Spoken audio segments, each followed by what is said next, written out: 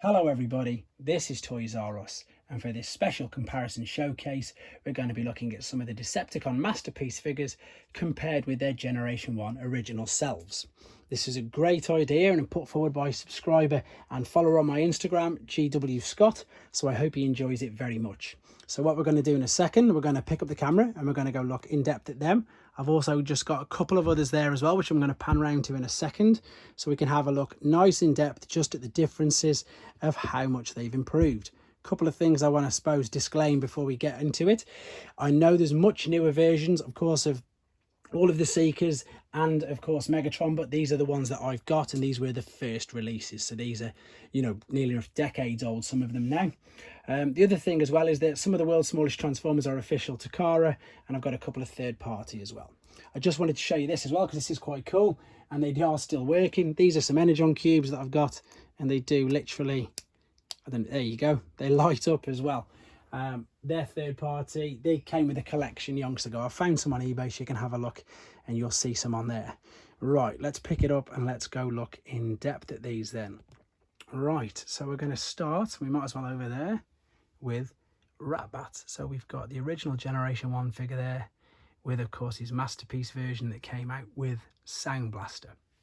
We've there got Masterpiece Soundwave and the original Generation 1 Soundwave.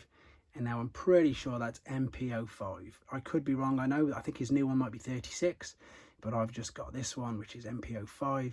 There's his original G1 toy, and in the middle is a little bit of a bonus. That is a legitimate Takara edition, world's smallest Transformer Megatron. Right, moving over, and this is the main purpose of this video here. We've got Shockwave, and yes, you can see that the original G1 Shockwave toy is in fact taller than the Masterpiece. And the reason why I've put them two together, and before I get a backlash, I'm not saying I agree with anything what you can see to your right hand side, but because I set my Masterpiece figures up to be cartoon accurate, that is exactly why that character there has the pile drivers standing next to his original one. But there you go, yeah, Shockwave original, much taller than the Masterpiece. Crazy. Coming down, there is Sound Blaster. This was of course a Japanese exclusive at the time, but of course he's been reissued a few times now. And there, of course, is Masterpiece Ravage with the new Ravage. And we've got 3 Starscreams here. So we've got the Masterpiece, the first one. Again, these are all the first edition Masterpieces. I know we've got Coronation and so many other different variants of all these, but these are all the original Takara ones. There is, of course, normal Starscream and world's smallest Starscream. There, of course, is your other character. But again, I've got him cartoon accurate.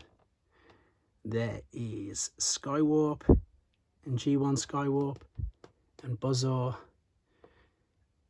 Excellent. Moving over to Thundercracker. I believe this guy was the rarest when they all came out initially.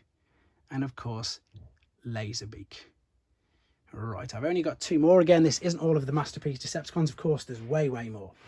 There we have Acid Storm and Sunstorm, and we have some third-party versions of the world's smallest ones there, so they're not official. But that there is Acid Storm's first official release, 2008, Transformers Universe. There we go. So, I hope you find it interesting. It's still quite shocking to me that some of the original Generation 1 figures are taller than the Masterpiece. Obviously, nowhere near as much detail and articulation and things like that. But this was just a few, well, as I say, some of the Decepticon ones that I've got. So I'll probably do the Autobots one next week, just to keep the theme going. But I hope you enjoyed looking at it. Hope it was interesting for you. Hope you liked it, GW Scott. And of course, everybody who's, again, give me your suggestions. I don't mind doing any comparisons at all. It's actually quite fun to get them set up. So I hope you enjoyed looking at them. And thank you for your comments and your feedback. And of course, please take care. Thanks for watching. Like and comment. And don't forget to subscribe.